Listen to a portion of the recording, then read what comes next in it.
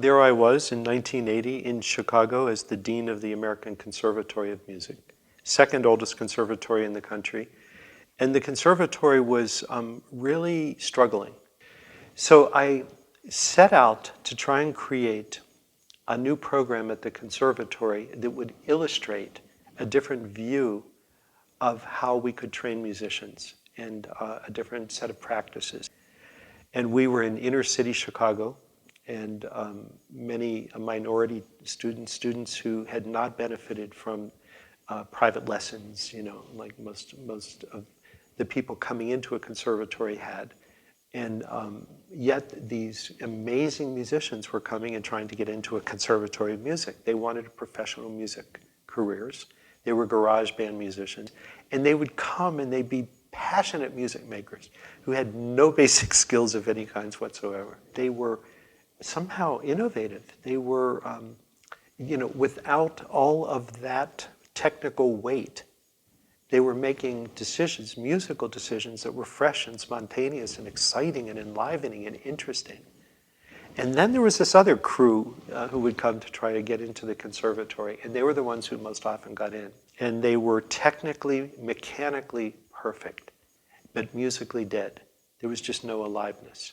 And so I was quite interested in the dialectic between these two groups of students and what would happen if this group of students became interested in Beethoven and Bach, and this group of students became less interested in Beethoven and Bach. It was sort of like a dance, and that I felt that something bigger would happen that included both.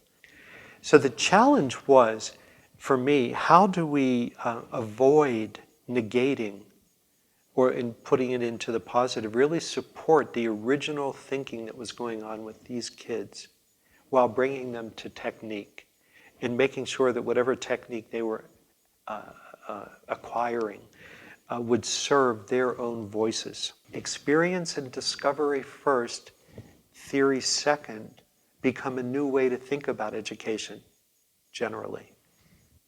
And so what I was beginning to see and believe is that much as the conservatory students would be able to come with original solutions to musical problems, we as a culture could begin to come to more original solutions to some of our most intractable problems and issues as human beings. And I thought, I know what I'm going to do. I am going to take this basic insight that I had discovered at the conservatory, and I'm going to lift it into general education. And I had this image of the new American school, that would represent a new way of thinking and learning and education. And when I came back from China, right then, it was a matter of maybe 2 months that I then re-met Leonard Bernstein, who I had first met in 1971 on my honeymoon in Washington, D.C. at the world premiere of his Mass. And I sat down with him on the roof of a little building, a little penthouse apartment, and it was me and Bernstein just sitting there talking passionately about this subject. And he just kept looking at me. He said, I think we have a lot to talk about, and we're going to do it over a long period of time. And I remember it so vividly. And that began what turned into a shift from Chicago, and I moved to New York and spent the next decade really with Bernstein until he died, talking about what now is the Academy, dreaming it, talking about it together. He said, well, this new American school, I don't like that name at all.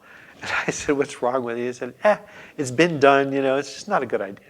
He called me on the phone, and about 3, 4 o'clock in the morning, he said, look, I finally have the name for our thing, as he called it. And he said, the Academy for the Love of Learning.